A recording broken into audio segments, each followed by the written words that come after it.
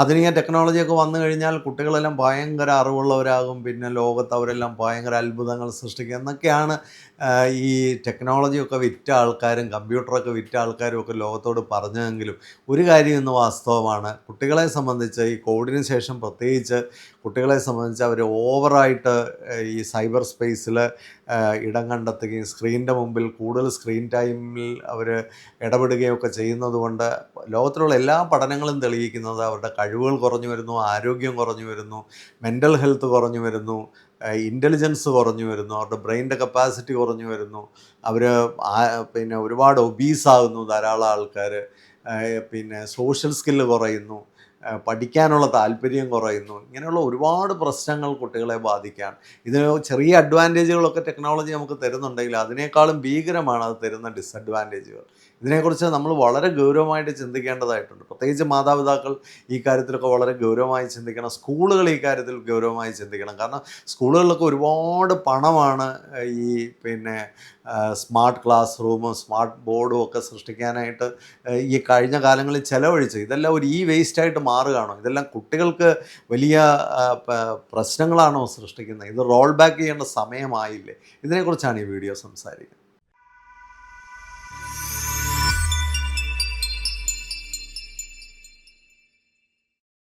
ഇന്നലെ ഒരു higher secondary സ്കൂളിലെ +2 വിദ്യാർത്ഥികൾക്ക് ഒരു കരിയർ ഓറിയൻറ്റേഷൻ പ്രോഗ്രാമായിരുന്നു. അധ്യയന വർഷത്തിൻ്റെ തുടക്കത്തിൽ തന്നെ അത്തരം പ്രോഗ്രാമുകളൊക്കെ നടക്കുക, അത് വളരെ കോമ്പിറ്റൻ്റ് ആയിട്ടുള്ള ആൾക്കാരെയൊക്കെ കൊണ്ടുവന്ന് അങ്ങനത്തെ പ്രോഗ്രാമൊക്കെ നടത്തണമെങ്കിൽ അതിൻ്റെ തലപ്പത്തിരിക്കുന്ന ആൾക്കാർക്ക് നല്ല ഒരു ദർശനം ഉണ്ടായിരിക്കണം. അങ്ങനെ വളരെ ദർശനമുള്ള ഒരു പ്രിൻസിപ്പലുള്ള ഒരു സ്കൂളിലാണ് ഞാൻ കുട്ടികളോടൊപ്പം സമയം സ്പെൻഡ് ചെയ്തത്. വളരെ പ്രധാനമായിട്ട് ഞാൻ നോട്ടീസ് ചെയ്ത ഒരു കാര്യം, ആൺകുട്ടികളെ സംബന്ധിച്ച് അവർക്ക് അധിക നേരം ശ്രദ്ധിച്ചിരിക്കാനായിട്ട് കഴിയുന്നില്ല. അപ്പോൾ വളരെ പെട്ടെന്നാണ് അവരുടെ അറ്റൻഷൻ സ്പാൻ മാറുന്നത്. അവർക്ക് കുറച്ച് നേരമൊക്കെ നമ്മൾ വളരെയധികം എഫേർട്ട് ഇട്ട് അവരെ ശ്രദ്ധിപ്പിച്ചിരുത്താനൊക്കെ ശ്രമിച്ചാലും പെട്ടെന്ന് അവരുടെ ശ്രദ്ധ മാറിപ്പോകുന്നതാണ് കാണുന്നത്. ശ്രദ്ധ മാറുന്നതുകൊണ്ട് തന്നെ അവർക്ക് ഒരു ക്ലാസ്സിനോടൊപ്പം പറയുന്ന കാര്യങ്ങളെപ്പറ്റി ചിന്തിക്കാനോ അതിൽ നിന്ന് അവർക്ക് കൂടുതൽ കാര്യങ്ങളിലേക്കൊരു ഡിസ്കഷൻ കൊണ്ടുപോകാനോ ഒക്കെയുള്ള കപ്പാസിറ്റി കുറഞ്ഞു വരുന്നതായിട്ടാണ് കാണുന്നത്. പെൺകുട്ടികൾ താരതമ്യേന ബെറ്ററാണ്. പെൺകുട്ടികളുടെ ഇടയിൽ ഈ പ്രശ്നം കൂടിക്കൂടി വരുന്നുണ്ട്. ഇത് നമ്മൾ മനസ്സിലാക്കേണ്ട ഒരു കാര്യം, കുട്ടികളിലെ ഈ സ്ക്രീൻ ടൈം കൂടുന്നത് വളരെ അപകടകരമായ ഒരവസ്ഥയിലേക്കാണ് പോകുന്നത്. ഒരുപക്ഷെ ഒരു രാജ്യം നേരിടുന്ന ഏറ്റവും വലിയ വെല്ലുവിളികളിൽ ഒന്ന് ഇന്ന് കുട്ടികളുടെ ഇടയിലുള്ള സ്ക്രീൻ ടൈം ആണ്. ഇത് ലോകരാജ്യങ്ങളൊക്കെ തിരിച്ചറിയുകയും അഡ്വാൻസ്ഡ് രാജ്യങ്ങളൊക്കെ ഇതിനെതിരെയുള്ള പ്രതിരോധമൊക്കെ വളരെ ശക്തമാക്കുകയും ചെയ്തിട്ടുണ്ട്. ഞാൻ മനസ്സിലാക്കുന്നിടത്തോളം വിദേശ രാജ്യങ്ങളിലെ പല രാജ്യങ്ങളും, പ്രത്യേകിച്ച് അമേരിക്ക പോലുള്ള രാജ്യങ്ങൾ, ഓസ്ട്രേലിയ, അതുപോലെ തന്നെ സ്കാൻഡിനേവിയൻ കൺട്രീസ്, യൂറോപ്പ്, ഇവിടെയൊക്കെ തന്നെ ഒരു 8ാം ക്ലാസ് വരെയെങ്കിലും കുട്ടികളുടെ സ്ക്രീൻ ടൈം വളരെയധികം ലിമിറ്റ് ചെയ്യാനോ അല്ലെങ്കിൽ ശക്തമായിട്ട് കൺട്രോൾ ചെയ്യാനോ ഉള്ള വളരെയധികം പ്രവർത്തനങ്ങൾ അത്തരം രാജ്യങ്ങളിലൊക്കെ ഇന്ന് വ്യാപകമാണ്. ഫോൺ ഫ്രീ സ്കൂൾ എന്ന് പറയുന്ന വലിയൊരു മൂവ്മെൻറ്റ് തന്നെയാണ്. കാരണം പിന്നെ സ്കൂളുകളിൽ പല സ്റ്റഡീസും പറയുന്നത് അധ്യാപകരുടെ ഇന്നത്തെ ഏറ്റവും വലിയ വെല്ലുവിളി എന്ന് പറയുന്നത് കുട്ടികളുടെ കയ്യിലെ ഫോണാണ്. അപ്പോൾ അത് കുട്ടികൾ കയ്യിൽ ഫോണില്ലാതിരിക്കുക, അതുപോലെ തന്നെ ഈ ടെക്നോളജി ലിമിറ്റ് ചെയ്യുന്ന ക്ലാസ് റൂംസ്, ഇപ്പോൾ ക്ലാസ് റൂമിലേക്കൊക്കെ ടെക്നോളജി അങ്ങ് അമിതമായി കടന്നു വന്നിരിക്കുകയാണ്. അതിൻ്റെയൊക്കെ പുറകിൽ വലിയ കച്ചവട ലോബികളുണ്ട്. കാരണം കോടിക്കണക്കിന് രൂപയുടെ സാധനങ്ങളാണ് ഈ ടെക്നോളജി അല്ലെങ്കിൽ smart class room, digital board, ഇങ്ങനെയൊക്കെയുള്ള, അതുപോലെ ലാപ്ടോപ്പുകൾ, ഇങ്ങനെയൊക്കെയുള്ള കാര്യങ്ങളിലൂടെ ധാരാളം ബിസിനസ്സാണ് ലോകത്ത് വിദ്യാഭ്യാസ രംഗത്ത് നടക്കുന്നത്. പക്ഷേ ഇത് കുട്ടികൾക്ക് എന്ത് ഗുണം ചെയ്തു എന്നുള്ള പഠനങ്ങൾ തെളിയിക്കുന്നത്, കുട്ടികൾ പഠനത്തിൽ പുറകോട്ട് പോയിരിക്കുന്നു, അവരുടെ ചിന്താശേഷി കുറഞ്ഞിരിക്കുന്നു, അവർക്ക് ഹെൽത്ത് പ്രോബ്ലംസ് ഉണ്ട്, അവർക്ക് ഇമോഷണലായിട്ട് പല ഇഷ്യൂസും ഉണ്ടാകുന്നു, മറ്റ് ആരോഗ്യപരമായ റിലേഷൻഷിപ്പൊക്കെ മറ്റ് കുട്ടികളുമായിട്ടും മറ്റുള്ളവരുമായിട്ടും നടത്താൻ അവർക്ക് കഴിയാതെ വരുന്നു. അപ്പോൾ ഇങ്ങനെയുള്ള ഒരുപാട് പ്രശ്നങ്ങൾ കുട്ടികളെ സംബന്ധിച്ചുണ്ട്. അപ്പോൾ നമ്മൾ മനസ്സിലാക്കേണ്ട ഒരു ജനതയുടെ ഏറ്റവും വലിയ സമ്പത്തെന്ന് പറയുന്നത് ആ ജനതയുടെ യുവജനമാണ്. കാരണം അവരാണ് നമ്മുടെ ഭാവി തീരുമാനിക്കാൻ പോകുന്നത്. നല്ല യുവജനം ഇന്നുണ്ടെങ്കിൽ നമുക്ക് നല്ലൊരു ഭാവിയുണ്ട്. നല്ലൊരു യുവജനം ഇന്നില്ലെങ്കിൽ, ഞാൻ ആലോചിക്കുകയായിരുന്നു, ചെറുപ്പക്കാരായ കുട്ടികൾക്ക് ശ്രദ്ധിക്കാനും ചിന്തിക്കാനും പിന്നെ പ്രതികരിക്കാനും ഒക്കെയുള്ള ശേഷി കുറഞ്ഞു വരുമ്പോൾ നമ്മൾ മുമ്പോട്ട് പോകുന്നത് എങ്ങനെയൊരു ലോകത്തിലേക്കാണ്? ഇത് നമ്മൾ വളരെ ഗൗരവമായിട്ട് ചിന്തിക്കേണ്ട ഒരു കാര്യമാണ്. കുട്ടികളിലൊക്കെ വലിയ സ്വഭാവ പ്രശ്നങ്ങളും പിന്നെ ഇൻ്റലക്റ്റിലുള്ള പ്രോബ്ലംസും ഒക്കെ കൂടി വരികയാണ്. അപ്പോൾ നമുക്കിവിടെ എന്താണ് ചെയ്യാൻ കഴിയുന്നത്? നമ്മൾ സമൂഹത്തിൽ എല്ലാവരും ചിന്തിക്കേണ്ട കാര്യമാണ്. ഇത് ഏതെങ്കിലും ഒരു ഒന്നോ രണ്ടോ അഫക്റ്റഡ് ആയിട്ടുള്ള ആൾക്കാരുടെ മാത്രം പ്രശ്നമല്ല. നമ്മൾ പലപ്പോഴും പറയുന്നൊരു കാര്യം എന്നാന്ന് ചോദിച്ചാൽ സൈബർ അഡിക്ഷനൊക്കെ കുറച്ച് പേർക്കേ ഉള്ളൂ, അവരുടെ മാത്രം പ്രശ്നമല്ല. കാരണം ഈ സൈബർ ലോകത്തിൻ്റെ ഒരു കുഴപ്പം അഡിക്ഷനുള്ള കുട്ടികൾ അതിനകത്ത് പെട്ടുപോകുന്നു എന്നുള്ളതല്ല, അഡിക്ഷൻ ഒന്നും ഇല്ലാത്ത കുട്ടികളും ഇതിൽ ടെംപ്റ്റഡായി അതിനകത്ത് പെട്ടുപോവുകയാണ്. കാരണം നമുക്കറിയാം ഈ സൈബർ സ്പേസിൽ നമ്മൾ ടൈം സ്പെൻഡ് ചെയ്യുമ്പോൾ ഒരുപക്ഷെ പഠിക്കാൻ പോലും ഒരു കുട്ടി സൈബർ സ്പേസ് ഉപയോഗിക്കാറുണ്ട്. പക്ഷെ അങ്ങനെ ഒരു ഡിജിറ്റൽ പ്ലാറ്റ്ഫോമിലൊക്കെ പഠിക്കുന്ന കുട്ടികൾ അങ്ങനെ പഠിച്ചുകൊണ്ടിരിക്കുന്ന സമയത്ത് തന്നെ അവരെ ഭയങ്കരമായിട്ട് ടെംപ്റ്റ് ചെയ്യാനും ആവശ്യമില്ലാത്ത ഒരുപാട് സ്ഥലത്തേക്ക് അവരെ കൊണ്ടുപോകാനും ഒക്കെ അതിതീവ്രമായി കഴിയുന്ന പിന്നെ ഒരു പ്ലാറ്റ്ഫോമാണ് ഈ ഡിജിറ്റൽ വേൾഡ് എന്ന് പറയുന്നത്. അവിടെ ഈ സൈബർ ബുള്ളിയിങ്, പണ്ട് പിയർ പ്രഷറായിരുന്നു, അല്ലെ പിയർ ബുള്ളിയിങ് ആയിരുന്നു ഏറ്റവും വലിയൊരു വിഷയമായിട്ട് കുട്ടികളുടെ ഇടയിൽ ഉണ്ടായിരുന്നെങ്കിൽ ഇന്ന് സൈബർ ഇടങ്ങളിലൂടെയാണ് അവർ ഭയങ്കരമായിട്ട് ആക്രമിക്കപ്പെടുകയും പലതരത്തിലുള്ള തട്ടിപ്പിൽ പോയി വീഴുകയും പലതരത്തിലുള്ള ചതിക്കുഴികളിൽ വീഴുകയും മോശപ്പെട്ട സ്വഭാവത്തിൽ വീഴുകയും വഴിതെറ്റുകയും ഒക്കെ ചെയ്യാനുള്ള ഇടമായിട്ട് ഡിജിറ്റൽ സ്പേസ് മാറിക്കഴിഞ്ഞു. ഇവിടെ നമ്മൾ കുട്ടികളെ രക്ഷിച്ചെടുക്കുക എന്നുള്ളത് വളരെ പ്രധാനമാണ്. കുട്ടികൾക്ക് വേണ്ടി അനുകൂലമായ കുറേ നിയമങ്ങൾ ഉണ്ടാക്കി വെച്ചുകൊണ്ടൊന്നും കുട്ടികൾ സേഫ് ആകത്തില്ല. കുട്ടികൾ സേഫ് ആകണമെന്നുണ്ടെങ്കിൽ കുട്ടികളുടെ ജീവിതം എവിടെയൊക്കെയാണ് വ്യാപരിക്കുന്ന ആ സ്ഥലങ്ങളെല്ലാം സേഫ് ആയിരിക്കണം. ഇന്ന് മറ്റെല്ലാ സ്ഥലങ്ങളും സേഫ് ആയപ്പോൾ ഡിജിറ്റൽ ഇടങ്ങൾ വളരെ അൺസേഫായിട്ട് ഇന്ത്യ പോലുള്ള രാജ്യത്ത് നിൽക്കുകയാണ്. ഇതിനെപ്പറ്റി ആരും ഇന്ത്യയിൽ ചിന്തിക്കുന്നില്ല. മറ്റ് രാജ്യങ്ങളൊക്കെ ഇതിൽ ഫലപ്രദമായ നിയമങ്ങളുണ്ടാക്കി ഇടപെടലുകൾ നടത്തുമ്പോഴും നമ്മുടെ രാജ്യത്ത് ഒരുപക്ഷെ ലോകത്തിലെ ഏറ്റവും കൂടുതൽ ചെറുപ്പക്കാരുള്ള, ലോകത്തിലെ ഏറ്റവും കൂടുതൽ കുട്ടികളുള്ള, ലോകത്തിലെ ഏറ്റവും പൊട്ടൻഷ്യലായിട്ടുള്ള ഒരു രാജ്യം ഈ കാര്യത്തിൽ നിസ്സംഗതയോടെ നിൽക്കുകയാണ്. സംസ്ഥാന ഗവൺമെൻറ്റുകൾക്ക് ഈ കാര്യത്തിൽ എന്ത് ചെയ്യാൻ പറ്റുമെന്നൊക്കെ ഉള്ളത് ആലോചിക്കണം. കാരണം ചെറിയ പ്രായത്തിൽ ഡിജിറ്റൽ ലോകത്തിലേക്ക് കുട്ടികളെ തള്ളിവിടുന്നതുകൊണ്ട് പ്രത്യേകമായ ഒരു അഡ്വാൻറ്റേജും ഇല്ലെന്നാണ് നിരവധി പഠനങ്ങൾ തെളിയിക്കുന്നത്. യുനെസ്കോയുടെ ഒക്കെ പഠനങ്ങൾ തെളിയിക്കുന്നത്, ലോകത്ത് നടന്നിട്ടുള്ള വിവിധ രാജ്യങ്ങളിലെ പഠനങ്ങൾ തെളിയിക്കുന്നത് കോവിഡ് കാലത്ത് അമിതമായി കുട്ടികൾ ഈ ഡിജിറ്റൽ പ്ലാറ്റ്ഫോമുകളിലേക്കൊക്കെ വരികയും ആ സ്പേസിലേക്കൊക്കെ വരികയൊക്കെ ചെയ്തതിന് ശേഷം നടന്ന ഈ കഴിഞ്ഞ 3-4 വർഷത്തെ അവസ്ഥയെന്ന് പറയുന്ന കുട്ടികൾ ഭയങ്കരമായിട്ട് അക്കാഡമിക്കായിട്ട് താഴോട്ട് പോയി, ആരോഗ്യത്തിൽ താഴോട്ട് പോയി, മെൻ്റൽ ഹെൽത്തിൽ താഴോട്ട് പോയി, എല്ലാ തരത്തിലും അവർക്ക് താഴ്ചയാണ് ഉണ്ടായത്. അതുകൊണ്ട് ഈ കമ്പ്യൂട്ടർ ടെക്നോളജിയും മറ്റും അല്ലെങ്കിൽ ആധുനിക ടെക്നോളജിയും ഒന്നും കുട്ടികളെ സംബന്ധിച്ച് അവരുടെ ഗുണനിലവാരം മെച്ചപ്പെടുത്താനായിട്ട് സഹായിച്ചിട്ടില്ല. അതുകൊണ്ട് ചെറിയ പ്രായത്തിൽ പ്രത്യേകിച്ച് ഒരു 10-12 വയസ്സ് വരെയെങ്കിലും കുട്ടികളെ വളരെ സേഫായിട്ട് ഇതിനകത്ത് വീഴാതിരിക്കാൻ, ഇതിനകത്ത് കൂടുതൽ വ്യാപൃതമാകാതിരിക്കാൻ നമ്മൾ ശ്രദ്ധിച്ചേ പറ്റുള്ളൂ. പ്രധാനമായൊരു കാര്യം എന്താണെന്ന് ചോദിച്ചാൽ ഇത്തരം കാര്യങ്ങളിൽ നിന്ന് അവരെ രക്ഷിക്കണമെന്നുണ്ടെങ്കിൽ അതിന് തക്കവണ്ണമുള്ളൊരു ഫ്രണ്ട്ലി എൻവയോൺമെൻറ്റ് സ്കൂളിലും വീട്ടിലും ഉണ്ടാവേണ്ടതായിട്ടുണ്ട്. അവിടെ പേരൻസ് നന്നായിട്ട് ട്രെയിൻഡ് ആവേണ്ടതായിട്ടുണ്ട്, അധ്യാപകർ നന്നായിട്ട് ട്രെയിൻഡ് ആകേണ്ടതായിട്ടുണ്ട്, ശക്തമായ നിയമങ്ങളും ആവശ്യമാണ്. കാരണം എതിർ സൈഡിൽ നിൽക്കുന്നത് വളരെ വലിയൊരു ബിസിനസ് ലോബിയാണ്. ഇഷ്ടംപോലെ പണം അവർക്ക് ഇതിലൂടെയൊക്കെ ലഭിക്കുന്നുണ്ട്. കുട്ടികളെ പലതരത്തിലുള്ള കാര്യങ്ങളിലും കൊണ്ടെത്തിച്ചാണ് ഇന്ന് അവർ ധാരാളമായിട്ട് പണം ഉണ്ടാക്കുന്നത്.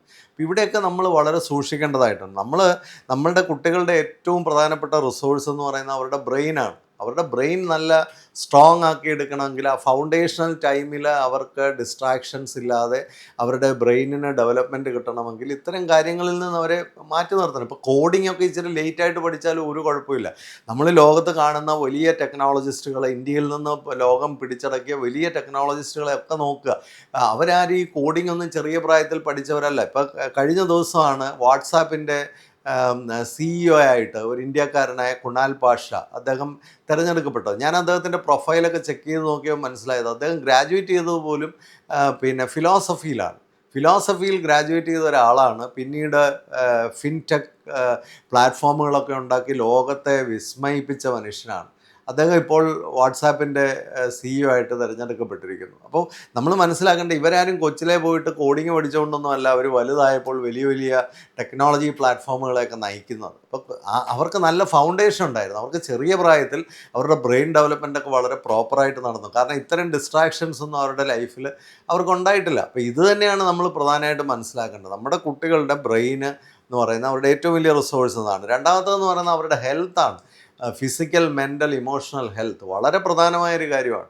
ആ ഹെൽത്തിലാണ് ഇന്ന് ഏറ്റവും വലിയ പ്രശ്നങ്ങൾ വന്നിരിക്കുന്നത്. ഈ സൈബർ സ്പേസിൽ കൂടുതൽ ടൈം സ്പെൻഡ് ചെയ്യുന്ന കുട്ടികളെ സംബന്ധിച്ച് അവർ അൺഹെൽത്തി ആവുന്നു, അവർ ഒബീസ് ആവുന്നു, ഫിസിക്കൽ ഹെൽത്തൊക്കെ ഡാമേജ് ആവുന്നു. സമയത്ത് അവർ ആഹാരം കഴിക്കുന്നില്ല, വെള്ളം കുടിക്കുന്നില്ല, അവർക്ക് പ്രോപ്പറായിട്ട് ഉറക്കമില്ല. പല കുട്ടികളും ഉറക്കമൊക്കെ ഇല്ലാതെ വരുമ്പോഴത്തേക്ക് ഹെൽത്തിനെയൊക്കെ അത് വളരെയധികം ബാധിക്കുന്നു. പിന്നെ മെൻ്റൽ ഇമോഷണൽ ഇഷ്യൂസൊക്കെ അവരിൽ കൂടുന്നു, സ്ട്രെസ്സ് കൂടുന്നു, ആങ്സൈറ്റി കൂടുന്നു, ആങ്കർ കൂടുന്നു, ഫിയർ കൂടുന്നു. ഇങ്ങനെയൊക്കെയുള്ള ഒരുപാട് പ്രശ്നങ്ങളിൽ ചെന്ന് മാത്രമല്ല, ഒരുപാട് ആവശ്യമില്ലാത്ത പല കാര്യങ്ങളും ചെറിയ പ്രായത്തിലെ അവർ എക്സ്പോസ്ഡ് ആകുന്നു. പ്രത്യേകിച്ച് പ്രൊണോഗ്രാഫിക് സൈറ്റുകളിലേക്കൊക്കെ വളരെ ചെറിയ പ്രായത്തിൽ അവർ എക്സ്പോസ്ഡ് ആകുകയും അവരുടെ ബ്രെയിനിനെയും അവരുടെ ഹെൽത്തിനും ഒക്കെ വലിയ ഡാമേജ് അതുകൊണ്ട് ഉണ്ടാകുന്നുണ്ട്.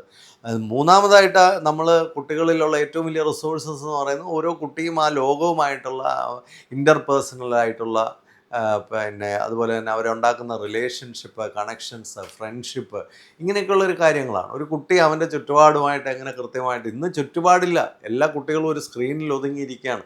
അവൻ പ്രകൃതിയുമായിട്ടോ പെറ്റ്സുമായിട്ടോ ലോകവുമായിട്ടോ കളികൾ, ഫിസിക്കലായിട്ടുള്ള കളികൾ, കലാപരമായിട്ടുള്ള കാര്യങ്ങൾ, സാംസ്കാരിക പ്രവർത്തനങ്ങൾ, അയൽക്കാർ, ഇങ്ങനെയൊക്കെയുള്ള ഒരു കാര്യവുമായിട്ട് ഇത്തരം കുട്ടികൾ പലപ്പോഴും ഇടപെടുന്നില്ല. അല്ലെങ്കിൽ വളരെ അത്തരം കാര്യങ്ങളിലൊക്കെ അവർ വളരെ മിനിമം ആയി പോകുന്നു. അതിൻ്റെ ഡാമേജസ് വളരെ കൂടുതലാണ്. ഇതിലൊക്കെ ഉപരിയായിട്ട് അവരുടെ ഏറ്റവും വലിയ റിസോഴ്സാണ് ആറ്റിറ്റ്യൂഡ് എന്ന് പറയുന്നത്. കുട്ടികളെ സംബന്ധിച്ച് അവർക്ക് നല്ല ആറ്റിറ്റ്യൂഡൊക്കെ ബിൽഡ് ചെയ്ത് വരണമെങ്കിൽ ലോകത്തിലേക്ക് ഇറങ്ങി അവർ ലോകവുമായിട്ട് ധാരാളമായിട്ട് ഇടപെടേണ്ടതായിട്ടുണ്ട്. ഒരു ഓഫ്ലൈൻ വേൾഡിൽ അവർ എത്ര കണ്ട് എക്സ്പ്ലോർ ചെയ്യുന്നു അതിനനുസരിച്ചാണ് അവരുടെ ആറ്റിറ്റ്യൂഡൊക്കെ ഫോം ചെയ്തു വരുന്നത്. മനുഷ്യരുമായിട്ടുള്ള ഇടപെടലിലൂടെയും സമൂഹമായിട്ടുള്ള ഇടപെടലിലൂടെയും ഒക്കെയാണ് പഠനങ്ങളിലൂടെ, വായന തീരെ ഇല്ലാതായി പോകുന്നു. അതുപോലെ തന്നെ അവർക്ക് എഴുതാനുള്ള കഴിവ് ഇല്ലാതായി പോകുന്നു. പിന്നെ കോംപ്രിഹെൻഡ് ചെയ്യാനുള്ള കഴിവില്ലാതായി പോകുന്നു, ചിന്തിക്കാനുള്ള കഴിവില്ലാതായി പോകുന്നു, കമ്മ്യൂണിക്കേറ്റ് ചെയ്യാനുള്ള കഴിവില്ലാതായി പോകുന്നു. അപ്പോൾ ഇത്തരത്തിലൊക്കെ അവരുടെ ഒരു ബേസിക് ആറ്റിറ്റ്യൂഡിൽ, മാനേഴ്സിൽ, എറ്റിക്വേറ്റ്സിലൊക്കെ തകരാറുകൾ സംഭവിക്കുകയാണ്. ഇപ്പോൾ ഇവിടെ മാതാപിതാക്കളുടെ ഭാഗത്തുനിന്ന് വലിയ പ്രവർത്തനങ്ങൾ ഈ കാര്യത്തിൽ ഉണ്ടാവണം. കാരണം അവർ കൂടുതലായിട്ട് സമയം കണ്ടെത്തണം. എനിക്കൊന്ന് പേരൻസിൻ്റെ ഭാഗത്തെ ഏറ്റവും വലിയൊരു പ്രശ്നം എന്ന് പറയുന്നത് പേരൻസിന് സമയമില്ല എന്നുള്ളതാണ്. ഇപ്പോൾ കുട്ടികൾ സ്കൂളിൽ നിന്ന് വന്നു കഴിഞ്ഞാൽ അവരോടൊപ്പം സ്പെൻഡ് ചെയ്യാൻ പേരൻസിൻ്റെ നിലവാരത്തിലുള്ള ആരും അവരുടെ ജീവിതത്തിൽ ഇല്ല എന്നുള്ളത് കൊണ്ട് പലപ്പോഴും ഓഫ്ലൈനായിട്ടുള്ള ആക്ടിവിറ്റീസിലേക്ക് അവരെ കടത്തിവിടാനും അത്തരം ആക്ടിവിറ്റീസിൽ എൻഗേജ് ചെയ്യാനും പലപ്പോഴും സമയമോ സൗകര്യമോ ആർക്കും ഇല്ലാത്തതുകൊണ്ട് കുട്ടികൾ പലപ്പോഴും കൺവീനിയൻസ് എന്ന നിലയിലാണ് ഈ ഡിജിറ്റൽ ലോകത്തേക്ക് പോകുന്നത്. അതാണ് കൂടുതലായിട്ട് സംഭവിക്കുന്നത്. ചെറിയ പ്രായം മുതൽ തന്നെ നമ്മൾ ശല്യമില്ലാതിരിക്കാനും കരയാതിരിക്കാനും ഭക്ഷണം കഴിപ്പിക്കാനും പഠിപ്പിക്കാനും ഒക്കെ ഓഫർ ചെയ്യുന്നത് ഈ സ്ക്രീൻ തന്നെയാണ്. അങ്ങനെ ഓഫർ ചെയ്ത് ഇവർ അതിൽ ഭയങ്കരമായിട്ട് ഇൻഡൾജ്ഡ് ആവുകയും പിന്നെ അതിൽ നിന്നൊരു സെപ്പറേഷൻ പറ്റാത്ത രീതിയിലേക്ക് പലരും മാറുകയും ചെയ്യും. ഇതാണ് സംഭവിക്കുന്നത്. ആൺകുട്ടികളെ സംബന്ധിച്ച് അവർക്ക് കൂടുതൽ ഓപ്പർച്യൂണിറ്റീസാണ് കമ്പയർഡ് ടു ഗേൾസ്. നമ്മുടെ രാജ്യത്തൊക്കെ പെൺകുട്ടികൾ അത്രയും അങ്ങോട്ട് എക്സ്പോസ്ഡ് ആയിട്ടില്ല. പക്ഷേ എങ്കിലും പെൺകുട്ടികളും ഇതുപോലെ തന്നെ ധാരാളമായിട്ട് ഇതിനകത്ത് പെട്ടുപോവുകയും പല ചതിക്കുഴികളിലൊക്കെ അത് കാരണം ചെന്ന് വിടുകയും ഒക്കെ ചെയ്യുന്നുണ്ട്. ഒരുപാട് പ്രശ്നങ്ങളിലേക്കാണ് കുട്ടികളൊക്കെ വളരെ ചെറിയ പ്രായത്തിൽ തന്നെ ഇൻസ്റ്റാഗ്രാം അക്കൗണ്ടൊക്കെ തുടങ്ങാൻ പറ്റുന്നു എന്ന് പറയുമ്പോൾ എത്ര ക്രൂരമാണ് നമ്മുടെ സൊസൈറ്റി. വളരെ അൺഫ്രണ്ട്ലിയാണ് കുട്ടികളുടെ ഡെവലപ്മെൻറ്റ് കാര്യത്തിൽ നമ്മുടെ രാജ്യം. അപ്പം നമുക്ക് എന്തെങ്കിലും ശക്തമായ പ്രവർത്തനങ്ങളൊക്കെ ഈ രംഗത്തുണ്ടായേ പറ്റുള്ളൂ. ഡോക്ടേഴ്സൊക്കെ ഈ കാര്യത്തിൽ ലോകത്തെ സെൻസിറ്റൈസ് ചെയ്യാനായിട്ട് കൂടുതൽ ശ്രമിക്കണം. പിന്നെ നമ്മൾ ഇപ്പോൾ എല്ലാ വിദേശ രാജ്യങ്ങളിലും നോക്കുമ്പോൾ വെസ്റ്റേൺ കൺട്രീസിലൊക്കെ പേരൻസ് വളരെ കൃത്യമായിട്ട് സ്ട്രിക്റ്റായിട്ടുള്ള ബൗണ്ടറീസ് വെച്ചിട്ടുണ്ട് കുട്ടികളുടെ കാര്യത്തിൽ. അതുപോലെ തന്നെ ഫോൺ ഫ്രീ അല്ലെ ടെക്നോളജി ഫ്രീ സോണുകൾ വീടുകളിൽ തന്നെയുണ്ട്. വീടുകളിൽ ചില മുറികളിലൊക്കെ പോകുമ്പോൾ പ്രത്യേകിച്ച് അവർ ഡൈനിങ് ടേബിളിൽ ഇരിക്കുമ്പോൾ, അവർ ഡ്രോയിങ് റൂമിലിരിക്കും, അവിടെയൊക്കെ അവർക്ക് പിന്നെ ഫോൺ ഫ്രീ ആണ്. ഫോൺ ആരും തന്നെ ഉപയോഗിക്കുന്നില്ല. അപ്പം പേരൻസ് മാതൃകയാവുന്നു. അങ്ങനെയുള്ള നല്ല റെസ്ട്രിക്ഷൻസും ബൗണ്ടറീസും ഒക്കെ വീട്ടിൽ കൊണ്ടുവരുന്നു. പിന്നെ കൂടുതൽ വായനയ്ക്കും മറ്റുമൊക്കെയുള്ള പ്രോത്സാഹനങ്ങൾ കൊടുക്കുന്നു. പുറത്തിറങ്ങിയുള്ള കളികൾ, അത്തരം ആക്ടിവിറ്റീസിനെയൊക്കെ എൻകറേജ് ചെയ്യുന്നു. പെറ്റ്സിനെ എൻകറേജ് ചെയ്യുന്നു. ഇങ്ങനെയൊക്കെ ചെയ്യുന്നതിലൂടെ നമുക്ക് സ്ക്രീൻ ടൈം കഴിയുന്നത്ര കുറച്ച് കൊണ്ടുവരാനുള്ള സാധ്യതകൾ നമുക്ക് കുട്ടികൾക്ക് വീടുമായി ബന്ധപ്പെട്ട് സൊസൈറ്റിയുമായി ബന്ധപ്പെട്ട ഇടങ്ങളിലൊക്കെ ചെയ്യാൻ പറ്റും. അതുപോലെ തന്നെ സൊസൈറ്റിയിലൊക്കെ ധാരാളം കുട്ടികളുമായിട്ട് ബന്ധപ്പെട്ട പ്രോഗ്രാം, അവധി ദിവസങ്ങളിലൊക്കെ കുട്ടികൾക്ക് മാസ്സായിട്ട് എൻഗേജ് ചെയ്യാൻ പറ്റുന്ന ധാരാളം പ്രവർത്തനങ്ങൾ, ചെറിയ ചെറിയ ക്യാമ്പുകൾ, ക്ലബ്ബുകൾ, അതുപോലെ തന്നെ ചെറിയ ചെറിയ കൂട്ടങ്ങൾ, പല കളികളുടെയും മറ്റും പ്രാക്ടീസുകൾ, ഇങ്ങനെയൊക്കെയുള്ള ധാരാളം പ്രവർത്തനങ്ങൾ സമൂഹത്തിൽ കൊണ്ടുവരണം. ഒരുപക്ഷെ അത്തരത്തിലുള്ളൊരു റീചാർജിങ് സൊസൈറ്റിയിൽ ആവശ്യമാണ്. അപ്പോൾ ഇതൊക്കെ ഒരു റെസിഡൻ്റ് അസോസിയേഷനൊക്കെ വിചാരിച്ചാൽ ഇത്തരം കാര്യങ്ങളൊക്കെ ധാരാളമായിട്ട് നമുക്ക് നടത്താനായിട്ട് പറ്റും. ഇപ്പോൾ ഇങ്ങനെയുള്ള കാര്യങ്ങളൊന്നും നമ്മുടെ ലോകത്ത് നടക്കുന്നില്ല. അതുപോലെ ഈ സ്കൂളുകളിലും നമുക്ക് ഇത്തരത്തിൽ ഇതിനോടുള്ള ആ പ്രോംപ്റ്റിങ് കുറച്ച് കൊണ്ടുവരാൻ, അല്ലെങ്കിൽ അത്തരത്തിലുള്ള ഇൻഫ്ലുവൻസുകൾ കുറച്ച് കൊണ്ടുവരാനായിട്ട് പറ്റും. പല രാജ്യങ്ങളും ടെക്നോളജിക്കലായിട്ടുള്ള എഡ്യൂക്കേഷണൽ അഡ്വാൻസ്മെൻറ്റുകളൊക്കെ റോൾ ബാക്ക് ചെയ്ത് കഴിഞ്ഞു. ഫിസിക്കൽ ടെക്സ്റ്റ് ബുക്കൊക്കെ പല രാജ്യങ്ങളിലും തിരിച്ചു വന്നു. ആ ഫിസിക്കൽ ടെക്സ്റ്റ് ബുക്ക് വായിക്കുക, അതുപോലെ തന്നെ നോട്ട്സ് കൈകൊണ്ട് തന്നെ നോട്ട്സ് പ്രിപ്പയർ ചെയ്യുക, അതുപോലെ റീഡിങ്ങിന് ധാരാളമായിട്ട് എൻകറേജ്മെൻറ്റ് എഡ്യൂക്കേഷനിൽ കൊടുക്കുക, റീഡ് ചെയ്ത കാര്യങ്ങളെ കോംപ്രിഹെൻഡ് ചെയ്യുക, പിന്നെ എഴുതുക, ഇങ്ങനെയൊക്കെയുള്ള കാര്യങ്ങളിൽ വളരെ ഹാൻഡ് റൈറ്റിങ്ങിന് വലിയ ഇമ്പോർട്ടൻസ് കൊടുക്കുക. ഒരുപാട് പഠനങ്ങൾ ഇതുമായിട്ട് ബന്ധപ്പെട്ട് നടന്നിട്ടുണ്ട്. അപ്പോൾ കൈകൊണ്ട് എഴുതുക, വായിക്കുക, വിഷ്വലൈസ് ചെയ്യുക. വായിക്കുമ്പോൾ നമുക്ക് വിഷ്വലൈസ് ചെയ്യാൻ സാധിക്കും. ഒരു പിന്നെ സ്ക്രീനിലിരുന്ന് കാണുമ്പോൾ അവിടെ വിഷ്വലൈസേഷനൊന്നും കാര്യമായിട്ട് നടക്കുന്നില്ല. കാരണം എല്ലാം അങ്ങ് കാണുകയാണ്, ചിന്തിക്കേണ്ട വലിയ ആവശ്യങ്ങളില്ല. നേരെ മറിച്ച് അതുപോലെ തന്നെ ക്ലാസ് മുറികളിൽ ഈ ഡിജിറ്റൽ ബോർഡും അതുപോലെ തന്നെ സ്മാർട്ട് ക്ലാസ് റൂമൊക്കെ വന്നു കഴിഞ്ഞപ്പോഴത്തേക്ക് എല്ലാം കാണിച്ചു കൊടുത്ത്, വെർച്വലായി കാണിച്ചു കൊടുത്ത് പഠിപ്പിക്കുമ്പോൾ കുട്ടികൾക്ക് ചിന്തിക്കാനുള്ള ഓപ്പർച്യൂണിറ്റിയും മറ്റും ഇല്ലാതാകുകയാണ്. അപ്പോൾ അവിടെ കുട്ടികൾക്ക് ക്രിയേറ്റീവായിട്ട് അവരുടെ മൈൻഡിൽ ഇമേജസ് ഒന്നും ക്രിയേറ്റ് ചെയ്യേണ്ട ഒരു കമ്പൽഷനേ വരുന്നില്ല. വളരെ പാസീവ് ലേണിംഗ് ആണ് നടക്കുന്നത്. ഒരു ഡീപ്പ് ലേണിംഗ് തന്നെ ഇല്ലാതായിരിക്കുന്നു. കുട്ടികൾക്ക് ആഴത്തിൽ ചിന്തിക്കാനും ചർച്ച ചെയ്യാനും ഒന്നുമുള്ള ചർച്ചകളില്ല. പിന്നെ പാർട്ടിസിപ്പേറ്ററി അല്ല, ക്ലാസ് റൂമുകളൊന്നും പാർട്ടിസിപ്പേറ്ററി അല്ല. കാരണം ഈ സ്ക്രീനിൽ നിന്ന് എല്ലാം കാണുന്നതുകൊണ്ട് തന്നെ കുട്ടികൾ തമ്മിൽ സംസാരിക്കാനും ഡിസ്കസ് ചെയ്യാനും ചലഞ്ച് ചെയ്യാനും ക്വസ്റ്റ്യൻ ചെയ്യാനും ഡിബേറ്റ് ചെയ്യാനും ഒന്നുമുള്ള അവസരങ്ങളില്ല. ഇത്തരം കാര്യങ്ങളൊക്കെ നമ്മൾ സ്കൂളുകളിൽ തിരിച്ചു കൊണ്ടുവരണം. പ്രത്യേകിച്ച് ഒരു 8ാം ക്ലാസ് വരെയെങ്കിലും ഇത്തരം കാര്യങ്ങളുടെയൊക്കെ സാന്ദ്രത കൂട്ടി മനുഷ്യനെ മനുഷ്യനാക്കാനുള്ള ഒരു പ്രവർത്തനമാണ് ഉണ്ടാവേണ്ടത്. അത്തരം പ്രവർത്തനങ്ങളൊന്നും തന്നെ ഉണ്ടാകുന്നില്ലെന്നുള്ളതാണ് ഏറ്റവും വലിയ രസം. കുട്ടികളിൽ നല്ലൊരു ശതമാനം കുട്ടികൾക്കും ഒരു ചോദ്യം ചോദിക്കാനുള്ള കഴിവ് നഷ്ടപ്പെട്ടിരിക്കുന്നു. എഴുന്നേറ്റ് നിന്നൊരു ഫീഡ്ബാക്ക് പറയാനുള്ള കഴിവ് നഷ്ടപ്പെട്ടിരിക്കുന്നു. പല കാര്യങ്ങളിലും അവർ പുറകോട്ട് പോയിക്കൊണ്ടിരിക്കുകയാണ്. അപ്പോൾ ഇതൊക്കെ നമുക്ക് എങ്ങനെയാണൊന്ന് തിരിച്ചു പിടിക്കാൻ സാധിക്കുന്നത്? അപ്പോൾ ഇവിടെയാണ് നമ്മൾ വളരെ ഗൗരവമായി ചിന്തിക്കണം. സ്കൂളുകളും ചിന്തിക്കണം. അതിനനുസരിച്ച് അധ്യാപക പരിശീലനങ്ങളിലൊക്കെ വലിയ മാറ്റങ്ങൾ വരണം. വീടുകളും അത്തരം കാര്യങ്ങളിൽ ചിന്തിക്കണം. നമ്മുടെ ഒരു തലമുറയുടെ ക്വാളിറ്റിയാണ് നമ്മുടെ ഭാവി എന്ന് പറയുന്നത്. നമുക്ക് നല്ല ഭാവിയുള്ള കുഞ്ഞുങ്ങളെ സൃഷ്ടിക്കുക എന്നുള്ളതിൽ ഏറ്റവും പ്രധാനമായ ഒരു കാര്യമാണ് കുട്ടികളെ ഈ സൈബർ സ്പേസിൽ വളരെ ചെറിയ പ്രായത്തിലെ കൊണ്ട് ഇട്ട് കൊടുക്കരുത്. കുറച്ച് പ്രായമായി കഴിഞ്ഞാൽ അതൊക്കെ കിട്ടുമ്പോൾ അവർക്ക് കുറച്ചുകൂടെ ഒരു ജുഡീഷ്യസ് ആയിട്ട് അത് ഉപയോഗിക്കാനുള്ളൊരു കഴിവൊക്കെ അവരിൽ ഉണ്ടാക്കിയെടുക്കാൻ പറ്റും. മാത്രമല്ല അവരുടെ കുറേ ഈ ഫൗണ്ടേഷണലായിട്ട് തന്നെ കുറേ സ്കില്ലൊക്കെ അപ്പോഴത്തേക്ക് ഡെവലപ്പ് ചെയ്ത് കഴിയും. ചിന്തിക്കാനുള്ള കഴിവ്, കമ്മ്യൂണിക്കേറ്റ് ചെയ്യാനുള്ള കഴിവ്, interpersonal skill, writing skill, reading skill, ഇതൊക്കെ ചെറിയ പ്രായത്തിൽ ഡെവലപ്പ് ചെയ്തതിന് ശേഷം ഇത്തരം കാര്യങ്ങളൊക്കെ വരുമ്പോൾ ഇതിനെ അതിൻ്റെ പോസിറ്റീവ് സൈഡിൽ ഉപയോഗിക്കാനായിട്ട് കുട്ടികൾക്ക് സാധിക്കും. ഒരുപക്ഷെ ആദ്യകാലത്ത് കമ്പ്യൂട്ടറും മറ്റും ഉപയോഗിച്ച തലമുറയുടെ ഒരു ഗുണം അവർ പ്രായമായി കഴിഞ്ഞപ്പോഴാണ് അവർക്ക് ഈ കമ്പ്യൂട്ടറൊക്കെ കിട്ടിയത്. അതുകൊണ്ട് തന്നെ അതിൻ്റെ പോസിറ്റീവ് സൈഡ് ഉപയോഗിച്ച് അവർ അതിൽ നേട്ടങ്ങൾ കൊയ്യാനായിട്ട് അവർക്ക് കഴിഞ്ഞു. നേരെ മറിച്ച് ഈ നേറ്റീവ് ആയിട്ട് ഈ ജനറേഷനിൽ ഒരു സൈബർ നേറ്റീവ്സായിട്ട് ജനിച്ച കുട്ടികളെ സംബന്ധിച്ച് അവർ ചെറിയ പ്രായത്തിൽ ഇതിനോട് എക്സ്പോസ്ഡ് ആകുകയും അവർക്ക് ഫൗണ്ടേഷണലായിട്ട് ആ ക്വാളിറ്റീസ് ഒന്നും കിട്ടാതെ പോവുകയും ചെയ്തതുകൊണ്ട് അവർ അതിൻ്റെ ഡ്രോബാക്സും അല്ലെ അതിൻ്റെ വീക്ക്നെസ്സിലേക്കാണ് കൂടുതൽ പോയിട്ട്. ഈ കാര്യത്തിൽ വലിയ ഗൗരവമായ ചർച്ചകളും ചിന്തകളും ആവശ്യമാണ്. ഈ ഒരു കമ്മ്യൂണിറ്റിയിൽ ഈ ക്ലാസ്സുകളൊക്കെ ഈ വീഡിയോസൊക്കെ കാണുന്ന എല്ലാ പേരൻസിനോടും എനിക്ക് പറയാനുള്ള ഈ കാര്യത്തിൽ നിങ്ങളുടെ അഭിപ്രായങ്ങളും ഒക്കെ ഇതിനോട് കമൻറ്റ് ചെയ്യുക. കൂടുതൽ ആൾക്കാരിലേക്ക് ഈ വീഡിയോ എത്തിച്ചു കൊടുക്കുക. ഈ കാര്യത്തിൽ വലിയ ഗൗരവമായ നിയമനിർമ്മാണം തന്നെ നമ്മുടെ നാട്ടിൽ ആവശ്യമാണ്. അതിനൊക്കെ വേണ്ടി എല്ലാ പേരൻസും സമൂഹത്തെ ഫോഴ്സ് ചെയ്യുക. കാരണം നമ്മുടെ കുഞ്ഞുങ്ങൾ വല്ലാത്തൊരവസ്ഥയിലേക്കാണ് പോകുന്നത്. എന്നാൽ കച്ചവടക്കാർ പറയുന്നത് എന്നാന്ന് ചോദിച്ചാൽ ഈ ഡിജിറ്റൽ വേൾഡിലേക്ക് ചെറിയ LKG മുതൽ തന്നെ കോഡിങ്ങും കമ്പ്യൂട്ടറും ഒന്നും പഠിച്ചില്ലെങ്കിൽ പിന്നെ അവൻ IT-യിൽ വലുതാവത്തില്ല, അതിൽ വലുതാവത്തില്ല, ഇതിൽ വലുതാവത്തില്ല എന്നൊക്കെയാണ് പറയുന്നത്. ഇതിനകത്ത് ശുദ്ധ അസംബന്ധമാണ്. കാരണം എന്നാന്ന് ചോദിച്ചാൽ ഇപ്പോൾ ജോലി നഷ്ടപ്പെട്ടുകൊണ്ടിരിക്കുന്നതെല്ലാം തന്നെ ഈ കഴിവുകളില്ലാത്ത ആൾക്കാർക്കാണ്. അപ്പോൾ കഴിവുകൾ ഉണ്ടാക്കിയെടുക്കുക എന്നുള്ളതാണ്. ഇപ്പോൾ നിങ്ങൾക്ക് കുറേ കണക്കറിയാം, കമ്പ്യൂട്ടർ അറിയാം, അവർക്കാണ് ഇപ്പോൾ ജോലിയെല്ലാം നഷ്ടപ്പെട്ടുകൊണ്ടിരിക്കുന്നത്. ആരാണ് ജോലി നിലനിർത്തുന്നത്? നല്ല അനലിറ്റിക്കൽ സ്കില്ലുള്ള, ലീഡർഷിപ്പ് സ്കില്ലുള്ള, സോഷ്യൽ സ്കില്ലുള്ള, ഓർഗനൈസിങ് സ്കില്ലുള്ള, പ്ലാനിങ് സ്കില്ലുള്ള, ഇൻ്റർപേഴ്സണൽ സ്കില്ലുള്ള, ഇങ്ങനെയൊക്കെയുള്ള ആൾക്കാരാണ് ജോലിയൊക്കെ നിലനിർത്തുന്നത്. എല്ലാ കാലവും നിലനിൽക്കാൻ പോകുന്നത് വളരെ സമഗ്രമായി വികസിച്ച ആൾക്കാരാണ്. അതുകൊണ്ട് കുറച്ച് കോഡിങ് മാത്രം പഠിപ്പിച്ച് കുട്ടികളെ ഒരു സ്ക്രീനിനകത്തേക്ക് ചുരുക്കി കൊണ്ടുവരാനല്ല ശ്രമിക്കേണ്ട. ആ സ്ക്രീനിൻ്റെ മുമ്പിൽ നിന്ന് അവരെ രക്ഷിച്ച് വിശാലമായ ലോകത്തിലേക്ക് അവരെ ഇറക്കി വിടുകയും അതിൻ്റെ കൂടെ ഇതെല്ലാം അവർക്ക് നേടിയെടുക്കാനായിട്ട് സാധിക്കും.